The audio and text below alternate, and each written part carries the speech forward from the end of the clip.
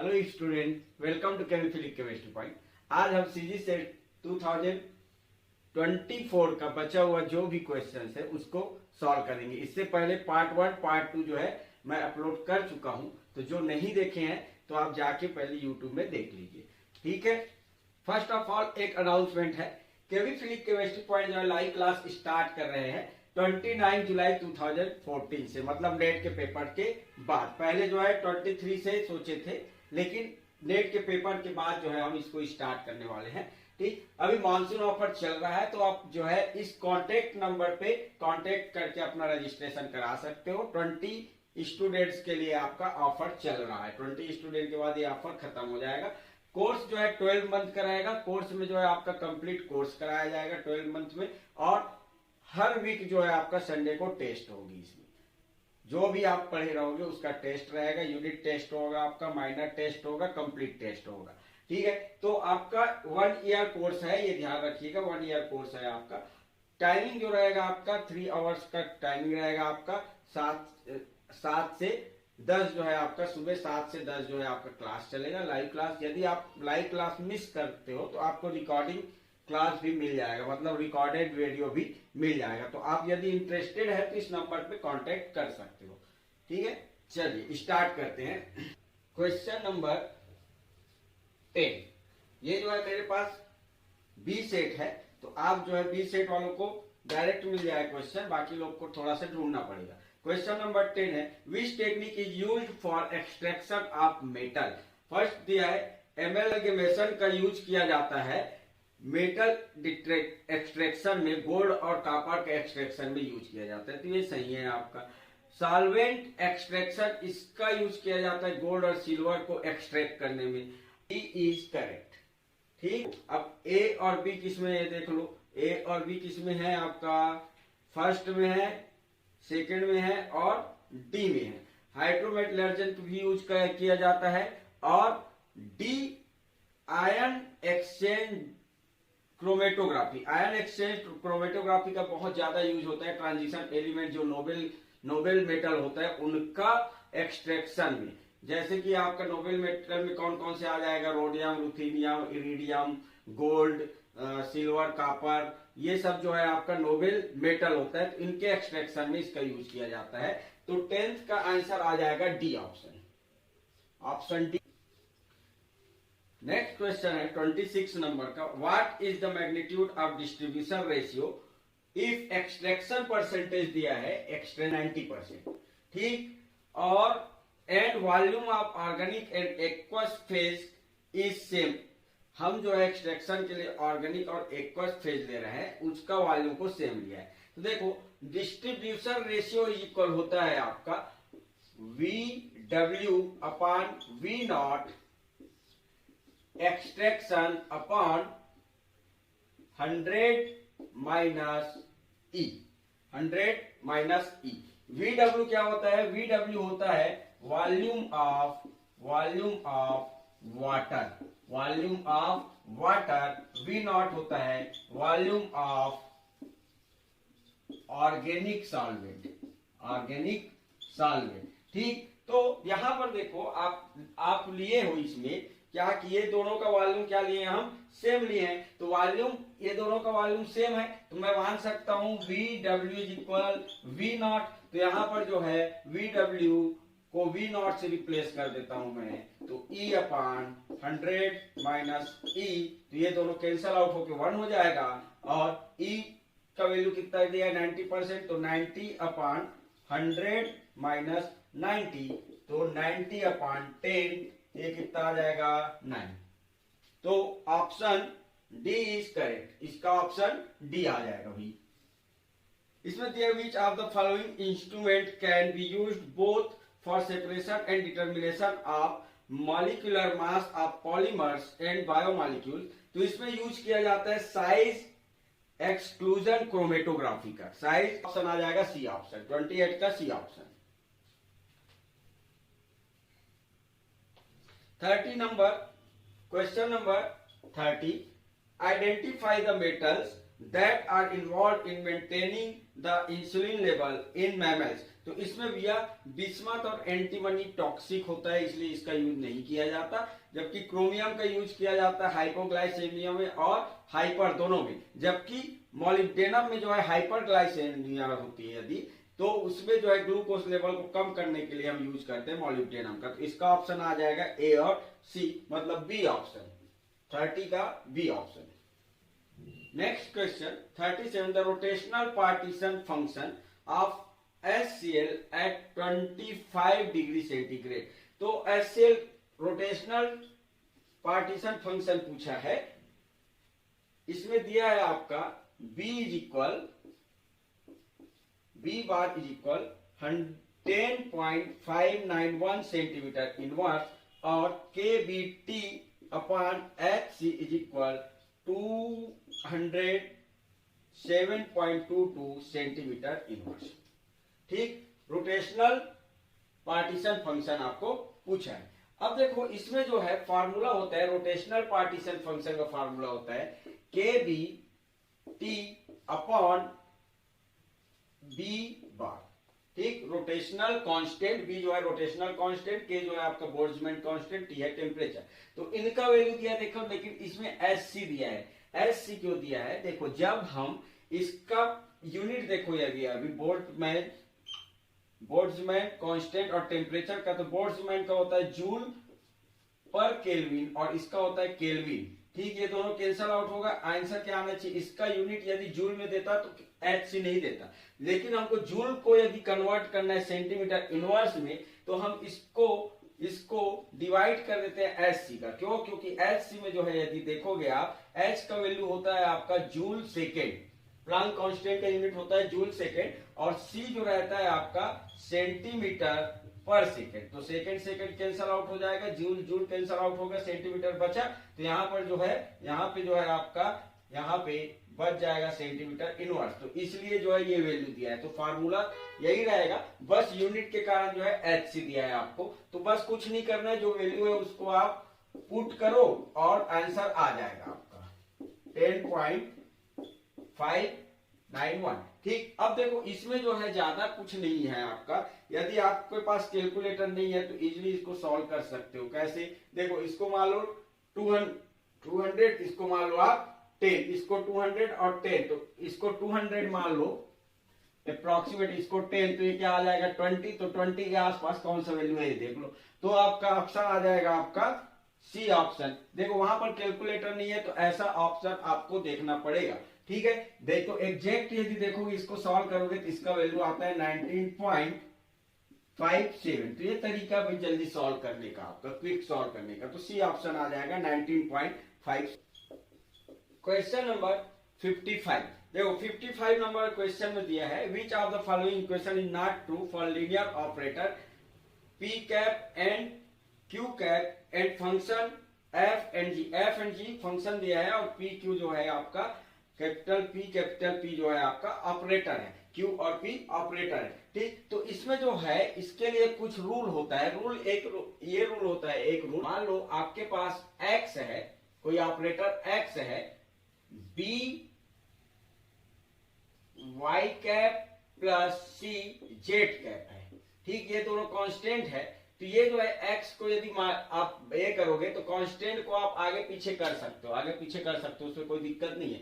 तो कांस्टेंट को आप बाहर निकाल सकते हो, तो बाहर निकालोगे क्या हो जाएगा आपका, देखो x को यदि मल्टीप्लाई करोगे आप तो ये हो जाएगा आपका b x cap y cap plus c x cap z cap. देखो इसका पोजीशन को हम चेंज नहीं कर सकते, ऑपरेटर का पोजीशन को आप चेंज नहीं कर सकते, नहीं तो वैल्यू चेंज हो जाएगा।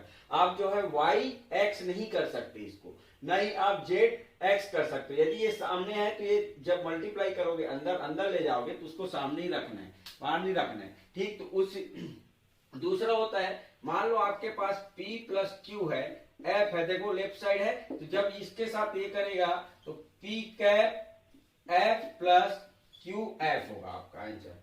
ठीक, तो यहाँ पर जो है फर्स्ट वाले ऑप्शन देखोगे, ए ऑप्शन में क्या दिया है आपका PBF plus CG plus minus. तो P को अंदर ये तो है, दोनों क्या है कांस्टेंट है आपका, तो P B F plus P C P G, ये हो जाएगा आपका। तो आंसर फर्स्ट जो है आपका सही है, सेकंड भी सही है। थर्ड देखो, ये क्या था आपका सेकंड, थर्ड था आपका क्यू एफ प्लस जी। तो ये जो है अंदर मल्टीप्लाई करो, किधर है, राइट साइड है, तो उसमें क्या रहेगा, ये राइट साइड में रहेगा, क्यू एफ प्लस क्यू जी, ये भी सही है आपका। फर्स्ट सी ए सी और बी जो है अभी तक सही है। अब देखो फोर्थ वाला देखो, पी कैप क्यू कैप जी, इसको क्या बोला है वो, क्यू कैप पी कैप जी, ऐसे नहीं लिख सकते आप, ऐसा नहीं लिख सकते। देखो रीजन क्या है, मान लो मेरे पास जो है पी कैप को मैं मान के चल रहा हूं operator D by D x, ठीक, क्यू को मान के चल रहा हूं मैं एक्स, और एक फंक्शन ले लो, फंक्शन है मेरे पास मान लो एक कोई क्यू ही फंक्शन, जी फंक्शन मान लो, कोई दिक्कत नहीं है, ठीक, जी एक्स जो है कोई फंक्शन है, ठीक। तो जब इसका मतलब क्या हो जाएगा आपका D by D x x और जी एक्स, तो इसके लिए दो फंक्शन हो गया, इसको ऑपरेट करेंगे तो फंक्शन सेकेंड फंक्शन हो जाएगा। लेकिन इसको उल्टा करोगे, X D by D X G X, तो केवल इन्हीं का डिफ्रेंशिएशन होगा, इसमें दोनों का डिफ्रेंशिएशन होगा, तो इसका अलग वैल्यू आएगा, इसका अलग वैल्यू आएगा। इस कारण से फोर्थ ऑप्शन आपका गलत है। तो ऑप्शन कौन कौन सा क्या पूछा गया, विच of the following equation is not true, तो नॉट ट्रू में आ जाएगा फोर्थ ऑप्शन, मतलब डी ऑप्शन इसका करेक्ट है, डी ऑप्शन करेक्ट है। ये आप क्वांटम में पढ़ते हो, आप ऑपरेटर जब पढ़ते हो तो उसमें हम इसको पढ़ते हैं। नेक्स्ट क्वेश्चन है आपका 65 नंबर का, कीटोन दिया है, किसके पास जो है लार्जेस्ट मॉलिक्यूलर डाइपोल मोमेंट दिया। फर्स्ट है आपका ट्रोपोन। देखो ए और बी जो है क्वासी एरोमेटिक कंपाउंड होता है आपका, ये ऐसा है, एक्चुअली ये इस फॉर्म में रहेगा, O माइनस और प्लस के फॉर्म में, क्योंकि ये जो है ट्रोपेलियम आयन की तरह, ये जो है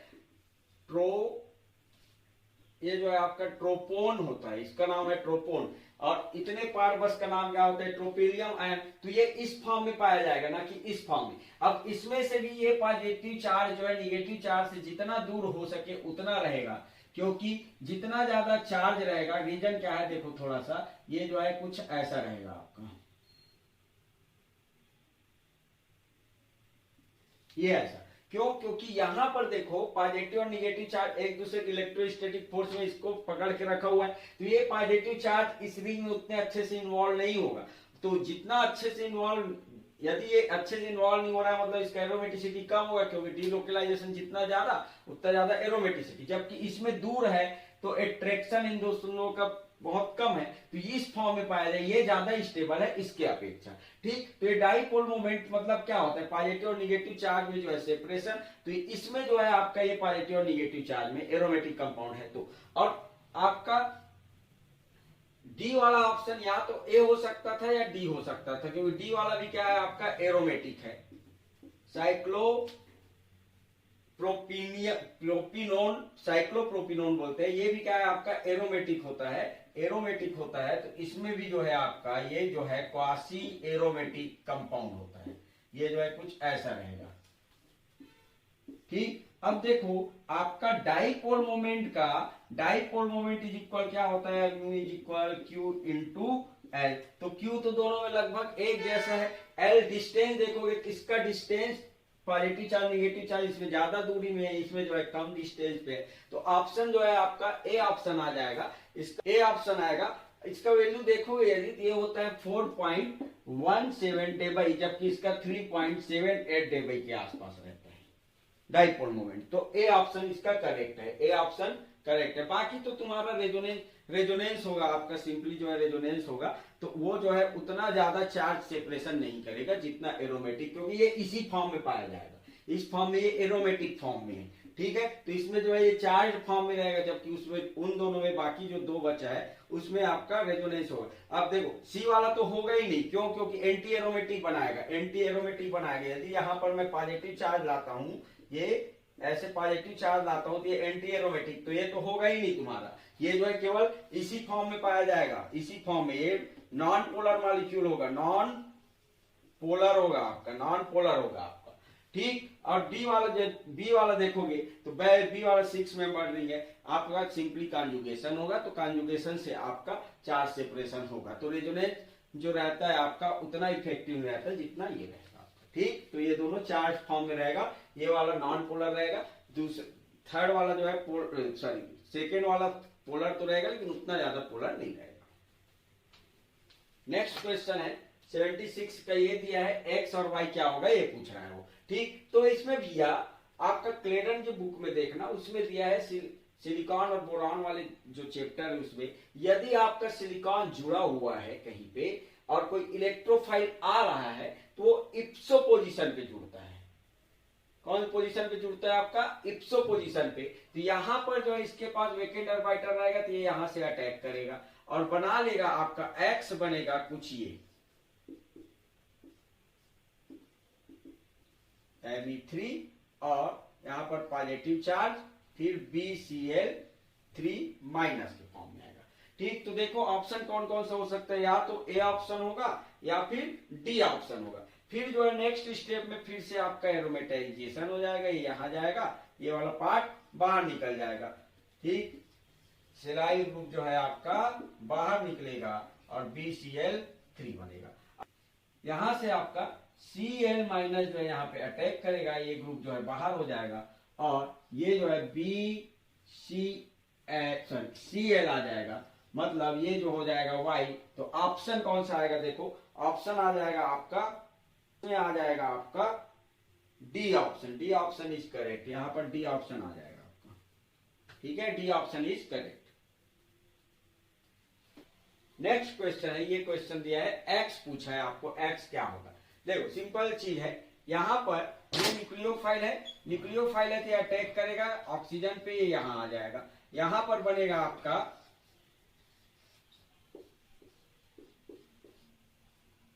O minus NH plus methyl group और यहां पर CO2ET। ये H प्लस आयन को एक्सट्रैक्ट करेगा, आपका एल्कोहल में OH हाइड्रोक्सिल ग्रुप में कन्वर्ट हो जाएगा। हाइड्रोक्सिल ग्रुप में कन्वर्ट हुआ। फिर अब नेक्स्ट स्टेप में देखो,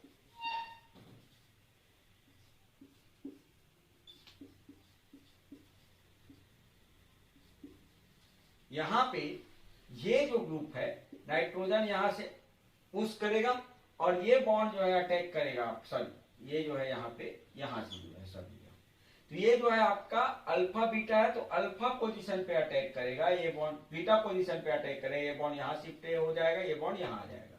तो यहां पे जो है O माइनस कितना मेंबर रिंग बन रहा है? देखो साइक्लिक फॉर्म में आ रहा है 1 2 3 4 और 5 मेंबर। तो यहां पर पहले 5 मेंबर रिंग बना लो।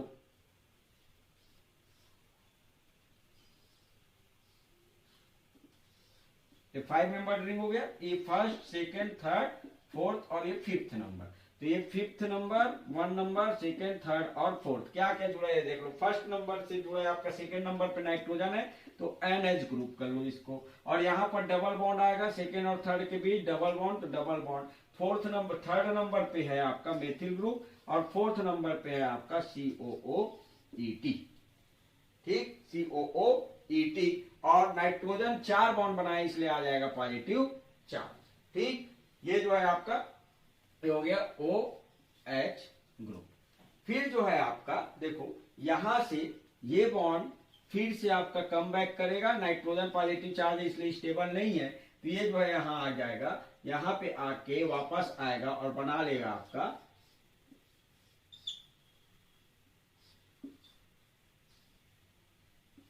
OH plus O minus double bond